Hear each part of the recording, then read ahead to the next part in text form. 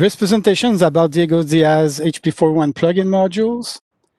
Okay, in this presentation, we will see what modules he has created, how to configure them, how to program them, and how to use them. Oops. Okay, the modules, Diego's modules can be divided into 3 categories. The Clonix series, these modules allow you to replace several modules by loading their ROM image into one module. The NoV series, these modules emulate the advanced HEPAX, the HEPAX double memory, and also allow you to load several ROM images into one module.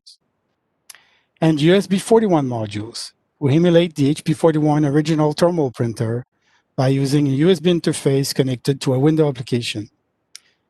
Like the others, it allows you to load several ROM images into one module. Okay, this presentation is a subset of a bigger one that was planned for the HEC 2020. You can find them and the information about this presentation and this one at these links. Okay, in September 2020, Diego updated some of his hardware and software also. However, this presentation is mostly based on what was available before that update. I want to thank Diego Diaz for having creating these fantastic modules, for having creating an easy-to-use application to configure them, and for his patience and support. Monte Dalrymple for his dedication in keeping updated his HP-41 ROM archive, and for his work on the 41CL. Angel Martin for keeping the HP-41 alive by creating mind-blowing ROMs. Robert Prosperi, Diego, Monte, and Angel for the invaluable input in making this presentation more accessible. And all HP-41 users for still using the HP-41 and for buying Diego's modules, allowing him to improve and release new modules. Okay, in this presentation, we will review some key information about the 41 system. We will discover Diego's modules, cover every option of 3 modules, go through the programming process, go through the NoV runtime configuration, clear NoV RAM, NoV HEPAX RAM, and transfer QRAM page. Okay, this is the reference part. Memory type that the HP-41 you can see being used on the HP-41. Those are 3 big categories: the RAM, the ROM, and the QRAM. You got several types of RAM. The RAM is the SRAM and the FRAM. Old MLDL box was using SRAM. Diego is using FRAM. The main difference is that when you removed it with the FRAM, is still keeping the module is still keeping its content. Doesn't need power to keep its content. So that was not the case before. Like the original HEPAX memory was using SRAM, I think. So when you removed it, you will lose everything. That's not the case with the NoV modules. On the ROM side, you got several ROM. The original ROM was, the HP modules was made of ROM. Then several CMTs and Zengrange and other came up with different hardware and use different type of ROM. Those were either PROM, EPROM, EEPROM, or now Flash. There's another one that's called QROM. It's a special one for HP-41. It's emulate the 10-bit ROM with RAM. So you find these in the RAM box and MLDL, and also HEPAX and NoV. So that's it for the type. HP-41 ROM words.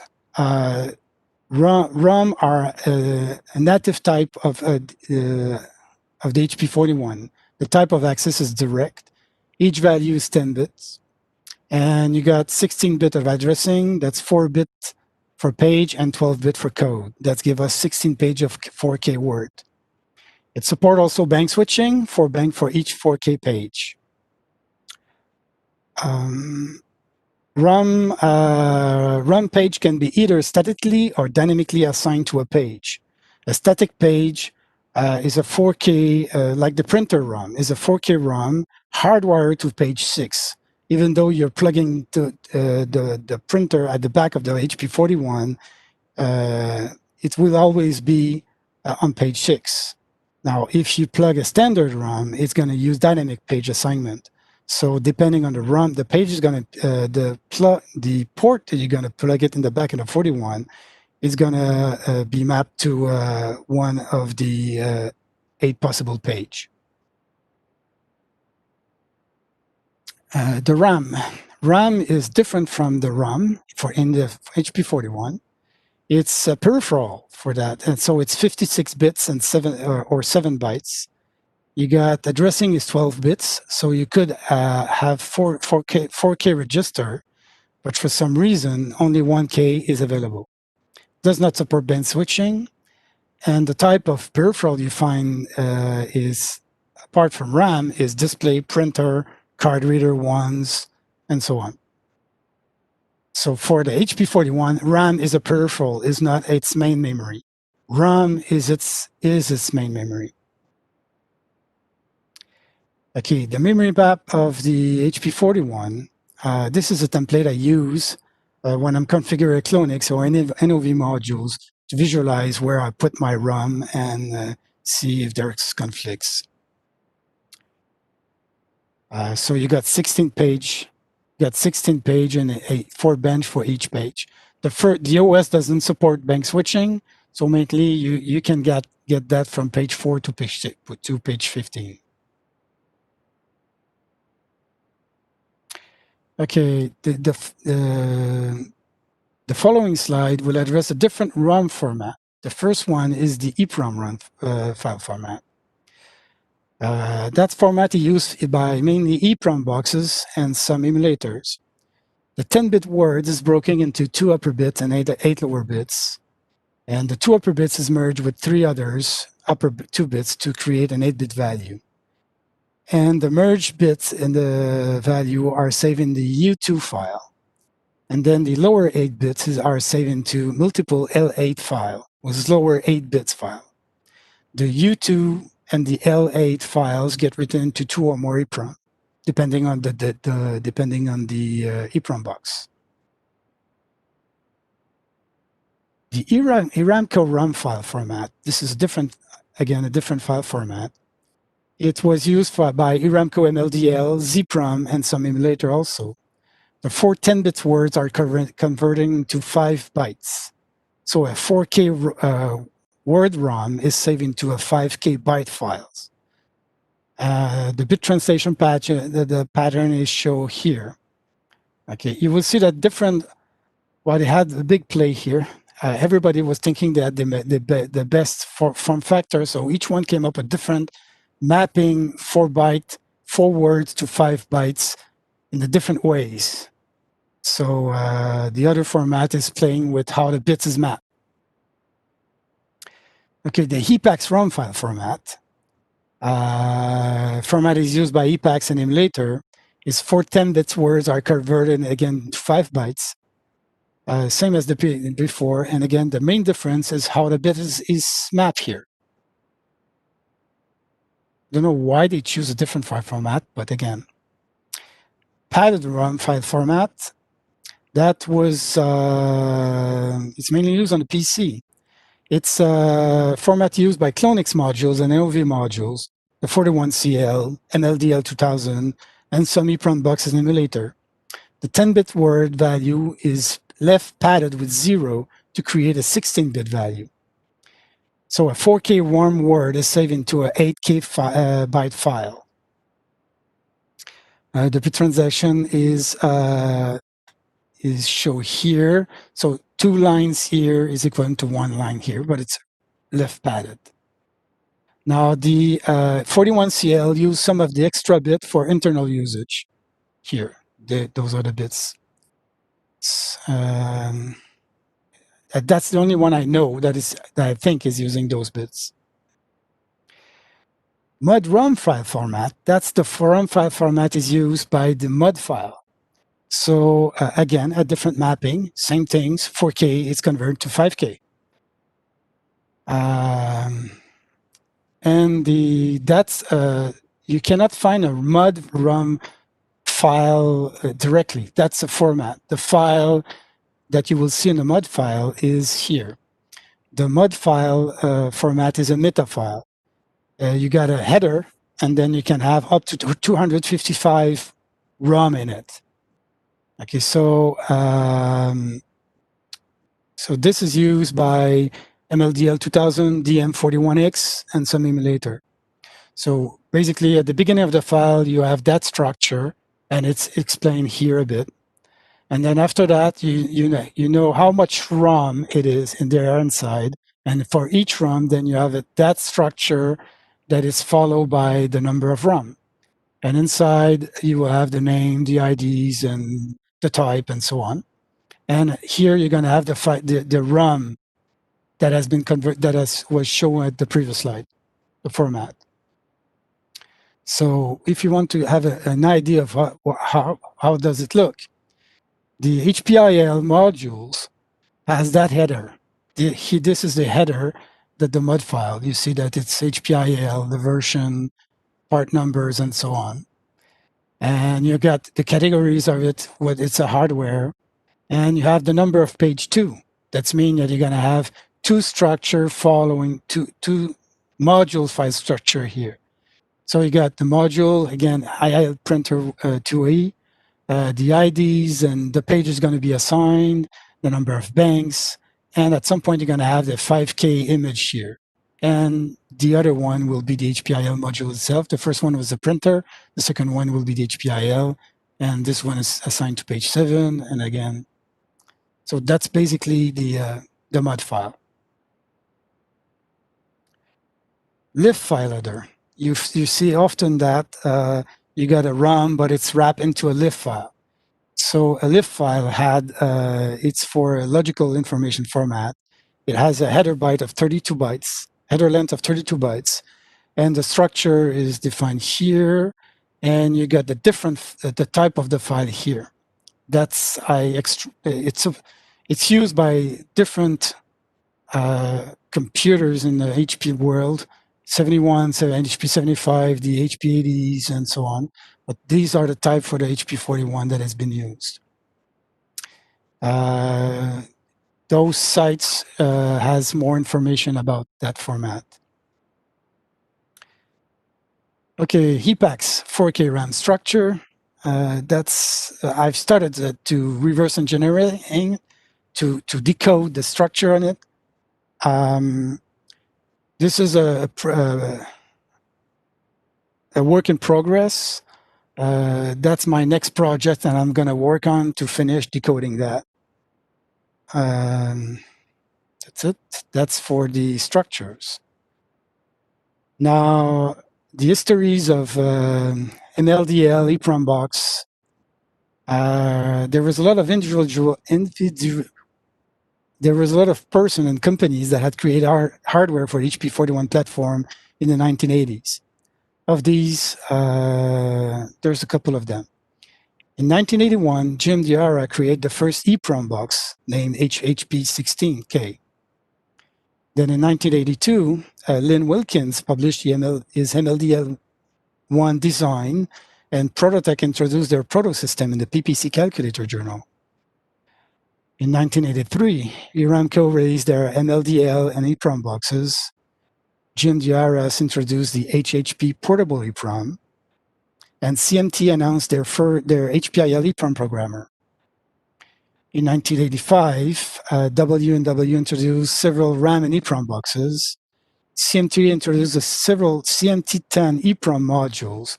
That's the first EPROM box that was available in module format.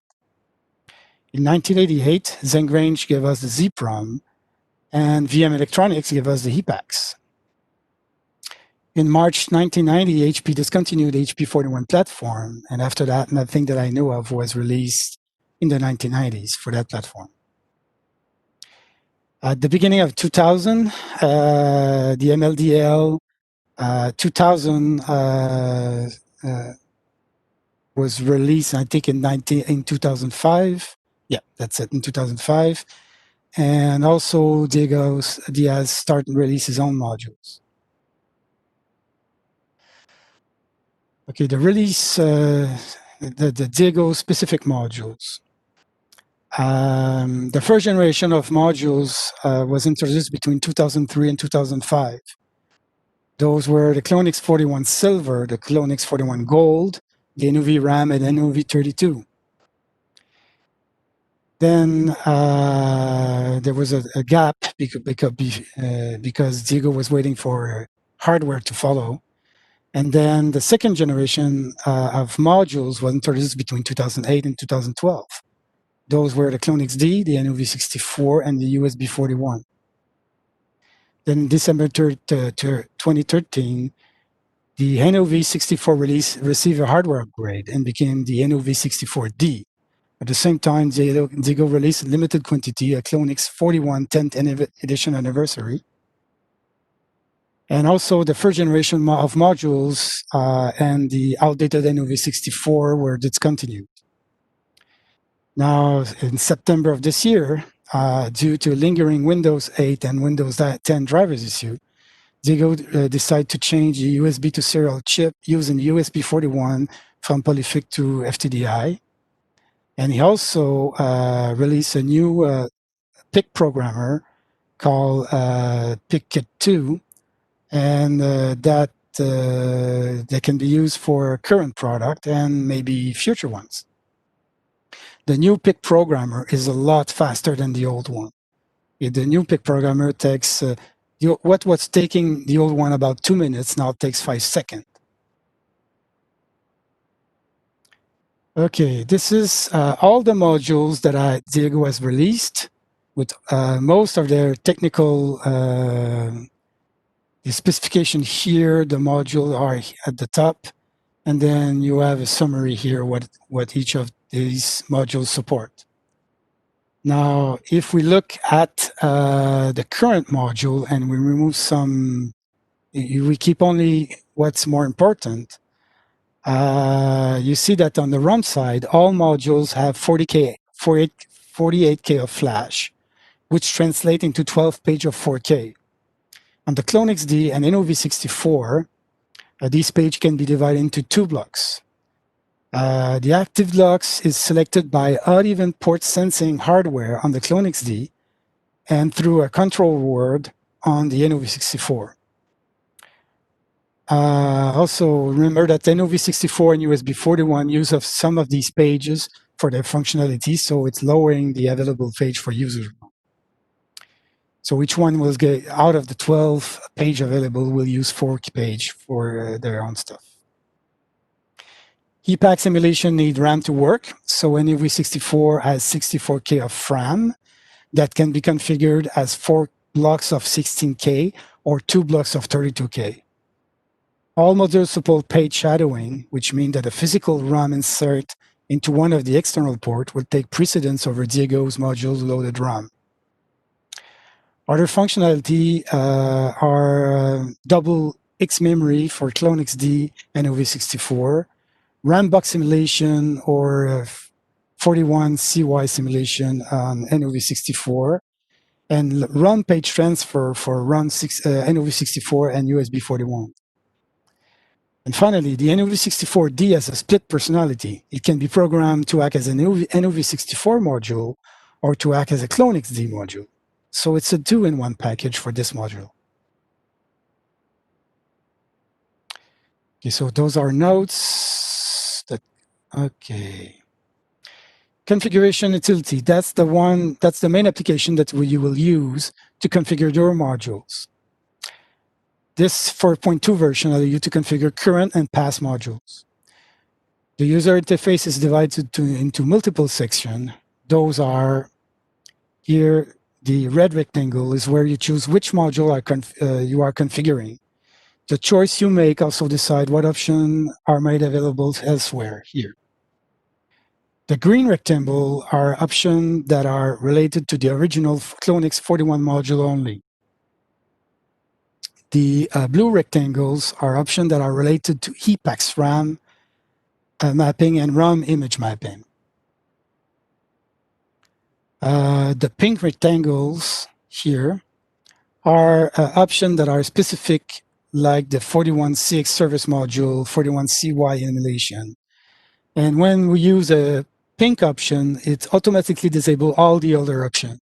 So when we select one of this, the module can only do this, nothing else. And the white rectangle is the programmer that you're going to use. The GDM is very old. I never saw that and never used it. And the key 149 is also good for the key 150 programmer. Okay, the new configuration utility that has been recently released by Diego is version 6.1. This application allows you to configure the new module, the current modules that you see. All the first generation modules are no longer there. So the rectangle is where you choose which module you are configuring. Like the previous application, the choice you make also decide what options are made available elsewhere. The blue rectangle, you choose anything related to HEPAX RAM and ROM image mapping. Like the previous, the pink rectangle here, when you select one, that deactivates the other ones, and that allow you to have specific functionality like service modules or HEPAX RAM and stuff like that. The HEPAX RAM here is mainly to create a double HEPAX RAM to be used with the original HEPAX modules, not NoV64, not another NoV64 modules. You don't need that options. And the white rectangle here is to choose the previous generation program, the programmer, or the new one, the Pick-it 2. Okay, when you, the configuration application will generate an assembly language, an assembly file. That assembly file needs to be compiled, and it's done by the microchip compiler that is called automatically by the configuration option. The microburn program is the program that's loading the compiled image file into the PIC chip of the module. This is program used by the key 149 and the key 150 programmer. Okay, the PIC2 programmer is the new programmer, the new software that you use with the new programmer. So it does the same as before. It takes the compile file and transfer that into the Clonix or the NoV module.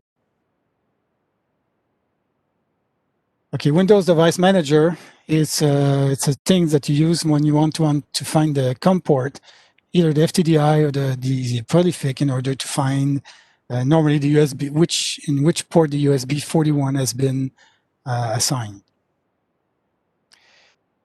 The USB 143A application is to be used with the USB 41 module, and it's part of the printer simulation that USB 41 gives you. So when you plug the USB 41 modules inside the 41, it simulates the printer, the original printer, and the information is sent to the application. Now, the content of the text box can be either print or saved to a file.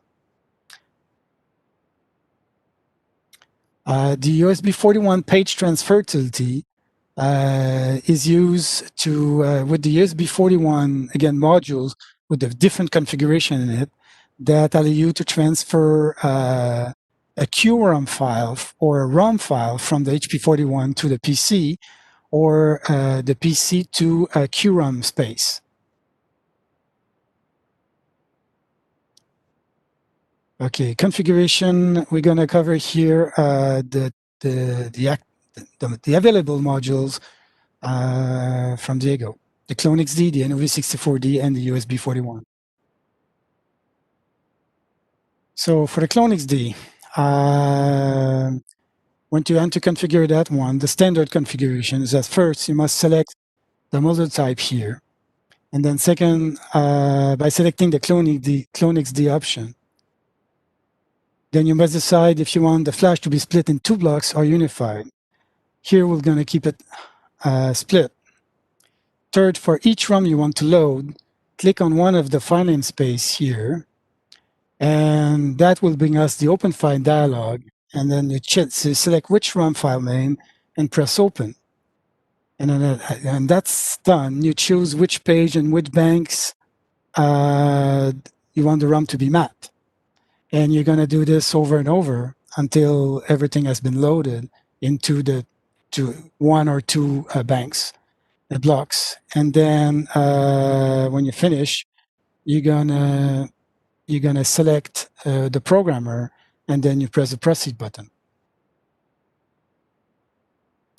Okay, you got two ROM that are specific here, special, that you need to configure differently.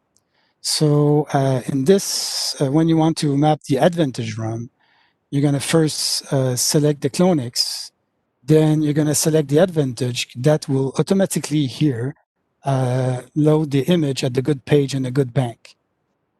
Okay, and everything else is the same as the standard configuration. And that's it for this one.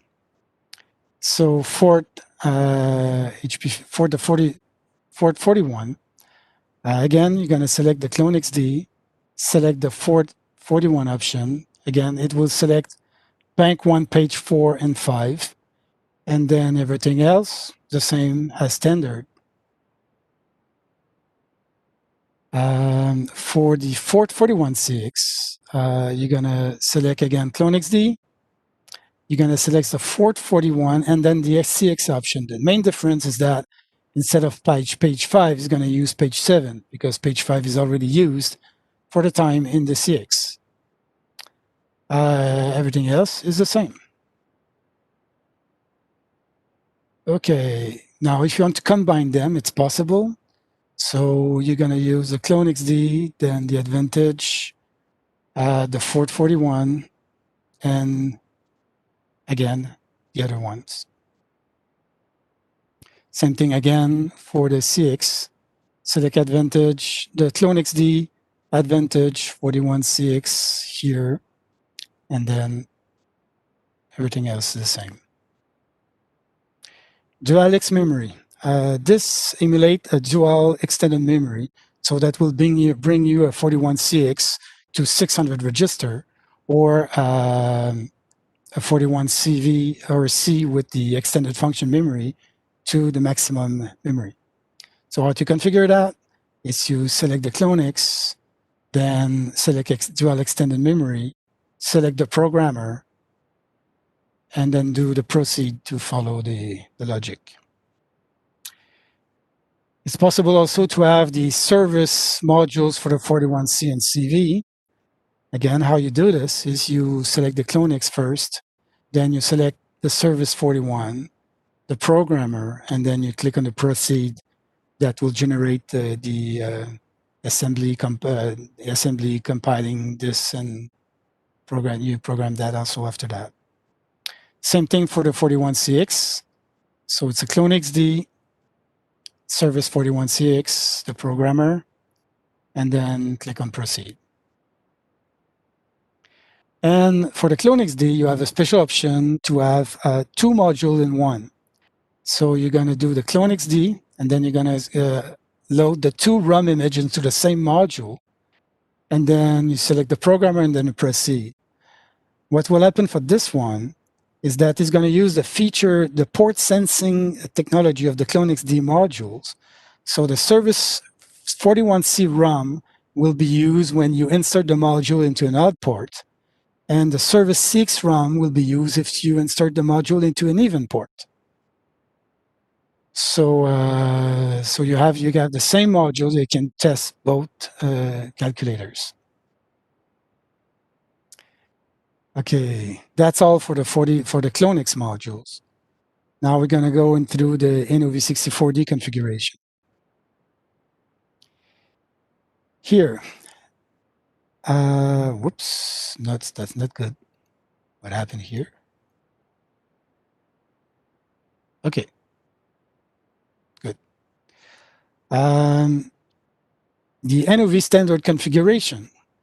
Now, first you must select the module NoV64, and you will see that when you select that, automatically the EPAX selection is automatically selected.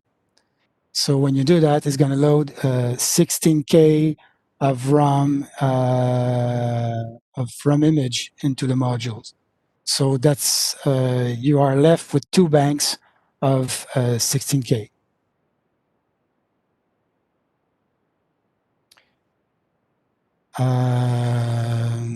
Then you can decide to join them the 2 blocks to create a 1 big block or not.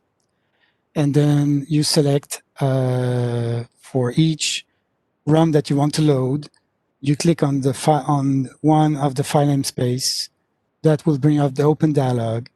You select the file name and then press open, and then you choose the page is going to go. Then you select the programmer, and then you click on the proceed. HEPAX with advantage. How you do this? You select NoV 64. Then you select HEPAX is automatically selected here. When you select the advantage ROM, it's going to automatically fill up 3 space. It's going to use 3 slots on the block 0, and that gives you 1 block left on block 0 and 4 on block 1. Or you join block and then you have all this into 1 block. Then, like the standard configuration, you load the file name and then you press proceed. Clear RAM. Okay, that's a special option for the NoV. The number here will be different.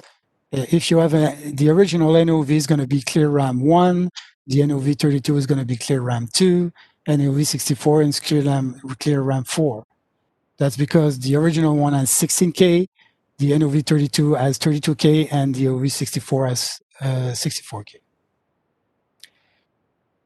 So you select, again, the NoV. That will select everything automatically.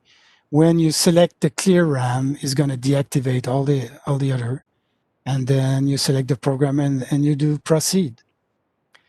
Now, we will see later on that this option, although it's there, has proven to be unreliable. So it's working, but not all the time. So there's an alternate method that has been devised to clear the FRAM part of the modules that we will cover later.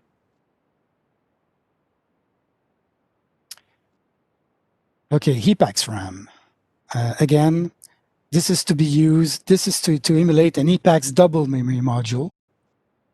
Okay, and it's to be used with the standard on an advanced EPAX module, the original one. So how you do this, you select the NoV64, and then you select the EPAX RAM, and then you select the programmer, and you proceed.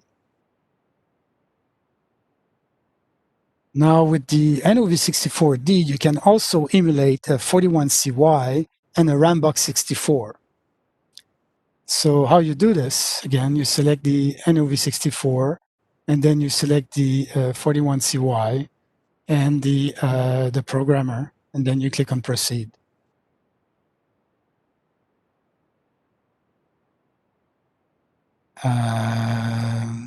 Like the Clonix, you can also configure the dual X memory. So again, NoV64, you select dual extended memory, and then the programmer. So that's bring you again to 600 registers for the 41CX or CV with C or CV with the extended function memory module. Like the Clonix, you can configure that modules to become a service modules for the 41C and CV. Select NoV64, the modules, and the programmer. You can do the same with the CX, selecting the modules, the service modules again, and the programmer. Now, the NoV64D is not able to create in NoV64 mode does not have the port sensing technology, so you cannot do the CCV option here, CCX option here. There's one thing that the NoV64D can do is to create, to use the RAM as quasi-ROM and not as EPAX. So in order to do this, you're going to select the NoV64, you're going to unselect the HEPAX. So, and then you can select other ROMs to be mapped. Then you select the programmer and you do proceed. Now, the address here that's going to use, you cannot use page 8, 9, A, and B, because those pages are used for quasi-ROM. That's the 16K.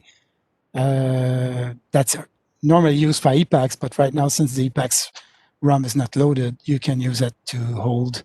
It becomes mainly MLDL box at that point.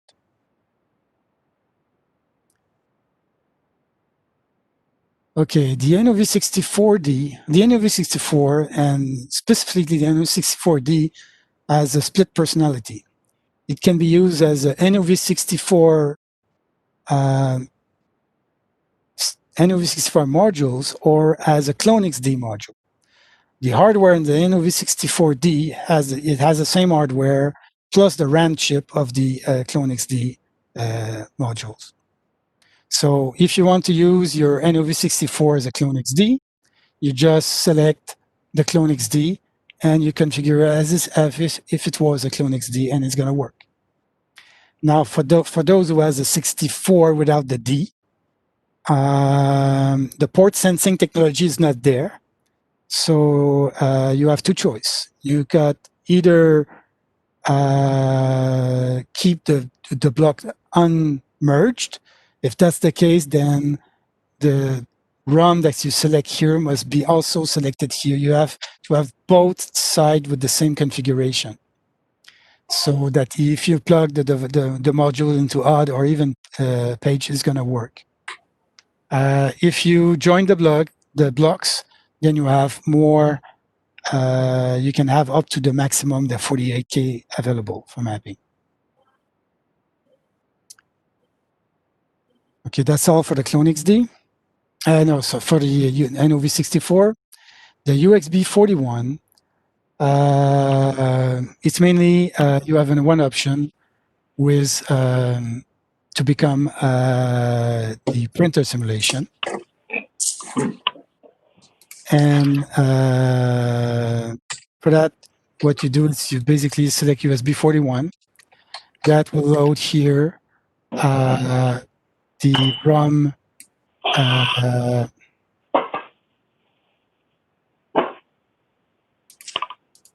Okay, that will load the ROM into the flash block 0, and then you can load your own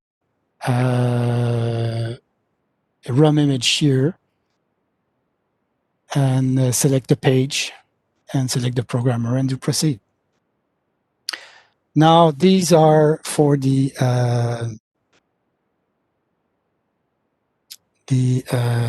all the options for the 3 modules. Now, when you want to do the programming itself, sorry, I will cover now the programming side. Okay, before September 2020, those were there was 2 programmers available, the key 149 and the key 150, and you had to have a module adapter here in order to plug the module in it. And modules and PIC programmers were available from Diego Diaz. So the Clonix D, USB41, and NoV64D, these are the price for that. The adapter and the programmers was €10 and €40. Now, since September, this has changed a bit. The module is the same price, but now the PIC-TIC2 is replacing the 2 other parts. It's the same price as it was before. But that's what you use now. You could use the you could still buy this and buy the adapter from Diego, but that will work today. but it's slower. Now, my experience means that this is one a lot faster and it's working all the time. So I would suggest you to buy this one instead. Okay, the software that it's needed, you need to download the Clonix and NoV configuration utility, or that version for 4.2 or 6.1. And when you download the zip file, the Clonix CD file or the other zip for the newest one, it includes all the other software here. I've put the links if you want to download individual software and the manual that goes with them, but everything is inside the files given by Diego. Now, these are all the files that are generated by the configuration utilities and that are compiled and loaded into the modules. For each functionality here, you have different file names. So these are all the file names that we are working with.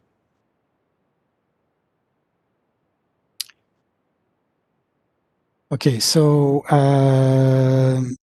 this slide and the following one will cover the file generation, compiling, and PIC programming. This is the file generation fail scenario.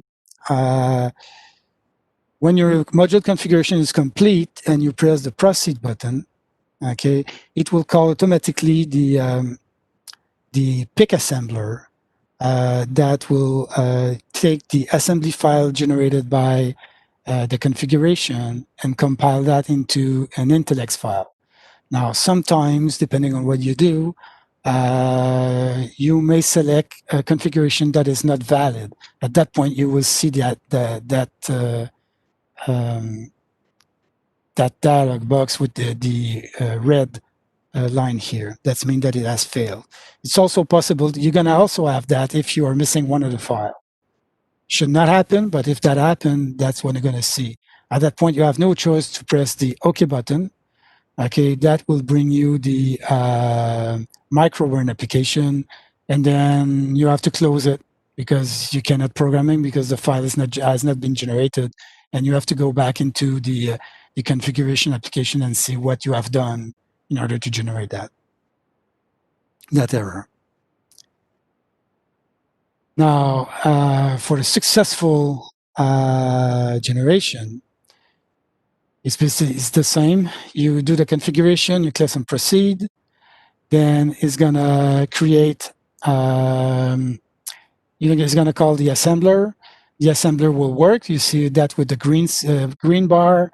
Then you press OK, and you have this application that the microburn application that is been shown with the proper RAM image already loaded into it. Okay, now the programming itself. When that application is started, okay, you may have that dialog that says that it was not able to communicate with the programmer. The microburn is trying to communicate with the programmer, and the USB is not plugged correctly. The COM port that is specified in this application is not configured correctly, and things like that. So at that point, you need to press OK. And then you have to go to the menu, file menu, and then the port menu. That will bring you this dialog box. You need to configure the COM port and press OK. In order to find the COM port, you may use the Windows Device Manager to see which COM port has been assigned to it, and then use that number to fill it here, the configuration space. Now, when it's done, you press OK, and that will bring you to the dialog box, and the message, you will see that it's being ready. So that means that it's ready for was able to communicate with the programmer. But at that point, you may have a hit and miss. So what I would suggest is to close the microburn application, to go back into the configuration application, and then press the proceed button again.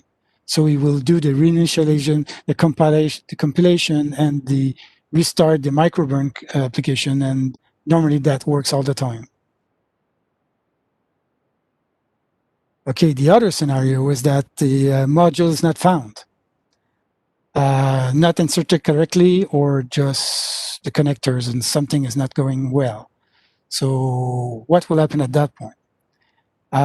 You see that it was able to communicate correctly because it says key Win50 board success.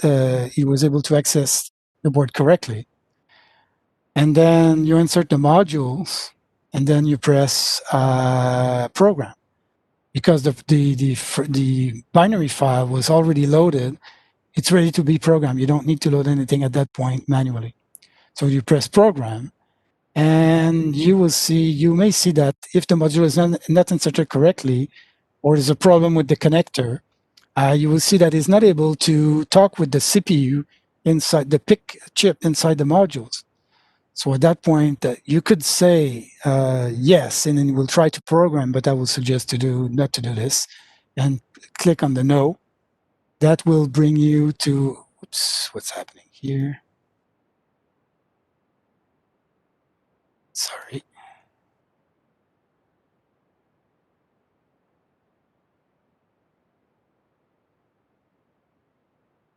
Whatever. Okay. That will bring you to the application again, and then play with the module and then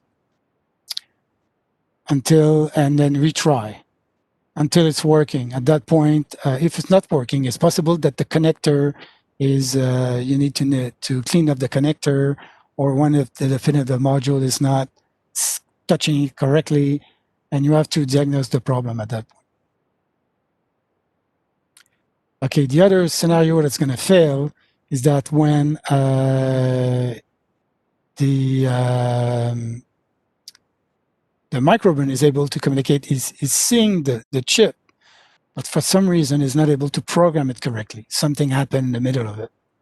So he sees that chip, he's able to communicate with the programmer here. You see that. You're inside the modules, and then you press program. That you will see the dialog box saying that he was able to see the internal of it and what is going to erase and what's not.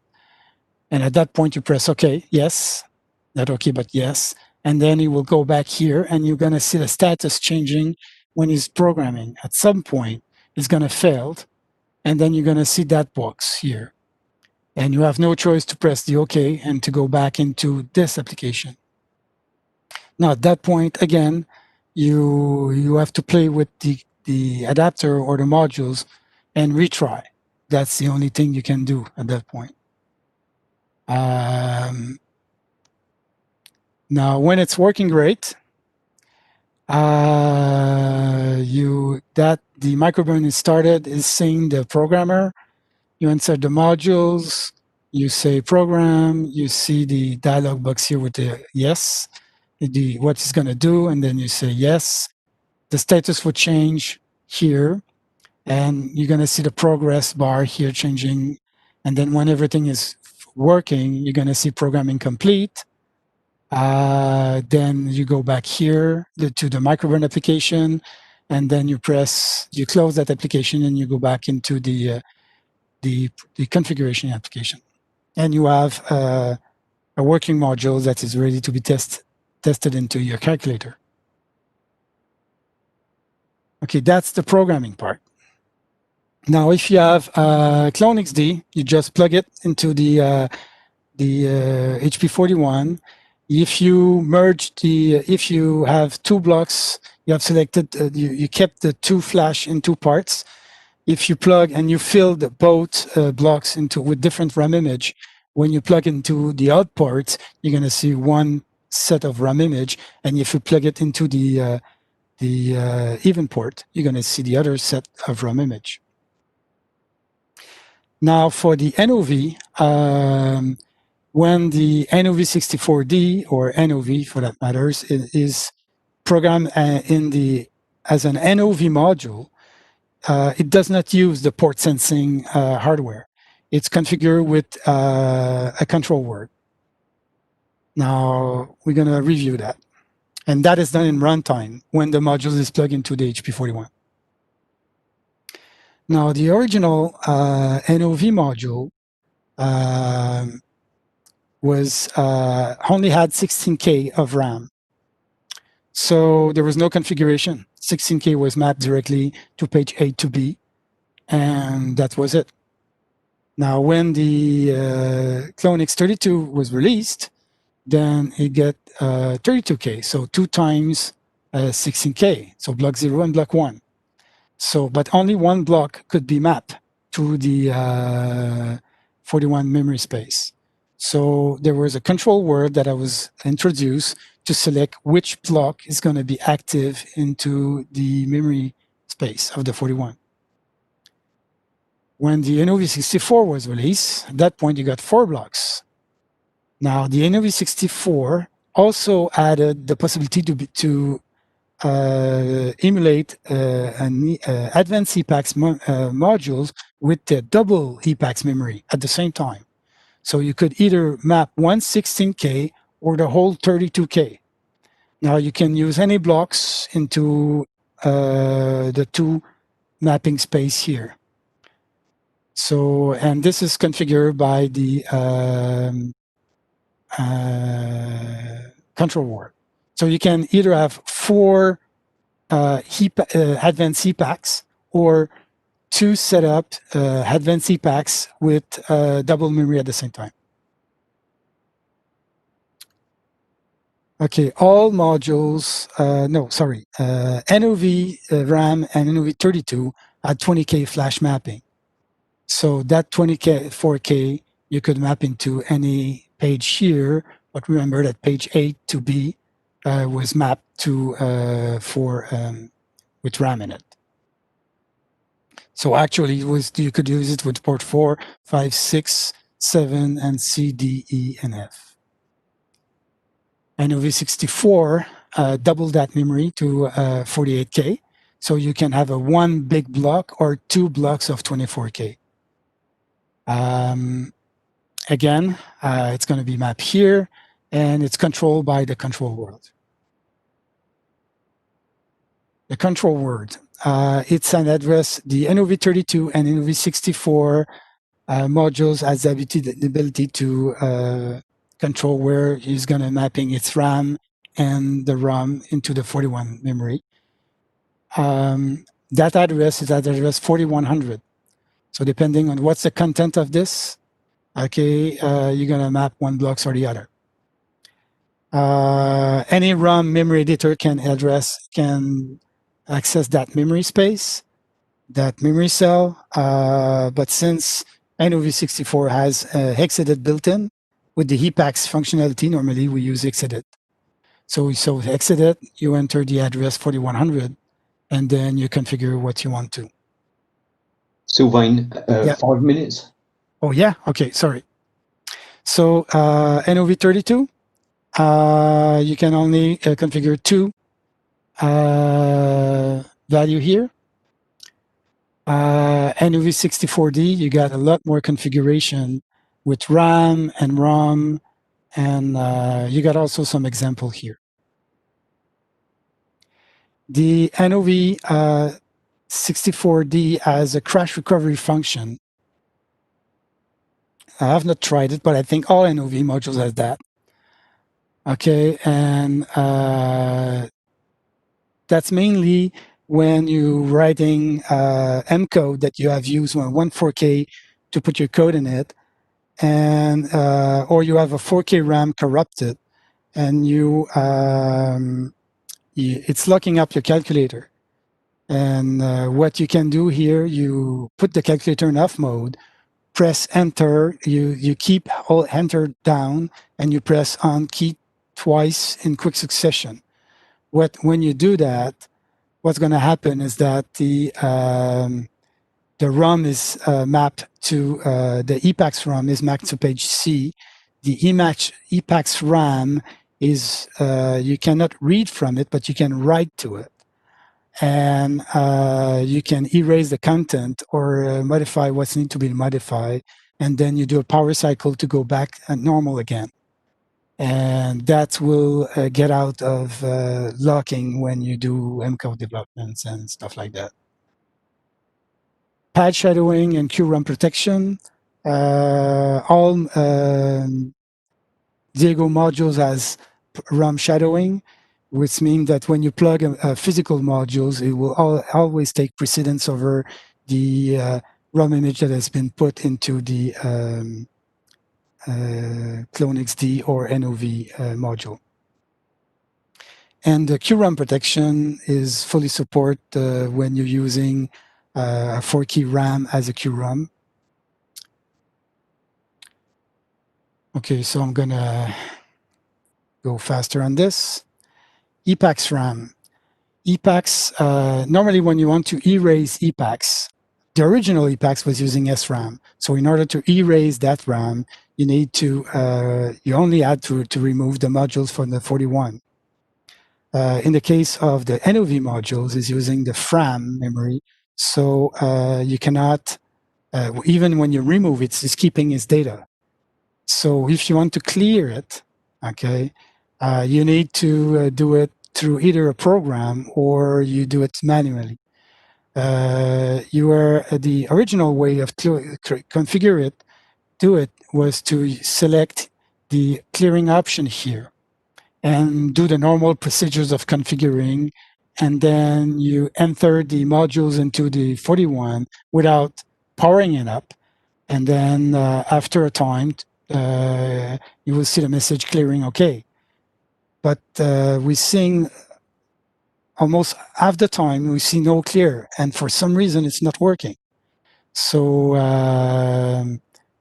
the other way to, since this is not working all the time, normally I use the second way to do it, is to do a manual clearing. And how to do this, you program your modules like you will do for HEPAX modules with the flash, with the ROM image and the HEPAX. And then I have the small program that is running that is able to, that's clearing, you call either HLR16 or HCLR32 to clear either 16K or 32K configuration into the, so that's clearing all the pages in the HEPAX memory, HEPAX module. So basically what you do, if it's an NoV RAM, you just plug the RAM and then you execute HCLR16 program and it's going to clear everything. Now, if you have a lookup, you do the crash recovery function and then you run the program that it's still writable. So you're going to write this and it's going to erase everything. And then you do power cycle and it's going to work. Now, for clearing NoV32, you need to first select the block and then do the same procedure with HCLR16 that will clean the first blocks. And then you do the same for the second block. For the NoV64 or NoV64D, you have two modes, mapped into 16K or 32K. The 16K, you have to do the same, you do have to do the clearing 4 times for each block. So the same procedure, HCLR16 for each block. You select which one it's active, you run the program, and so on. For the 32K mode, then you select the 2 blocks that you want to activate, and then you run HCLR32 to clear that block. Again, if you have a calculator lookup, then you do the crash recovery function, and then you run the program, and it's going to work. And that's basically it. So we review some of the functionality of the Diego's modules. And if you have questions and answers. That's excellent. Thank you, Sylvain.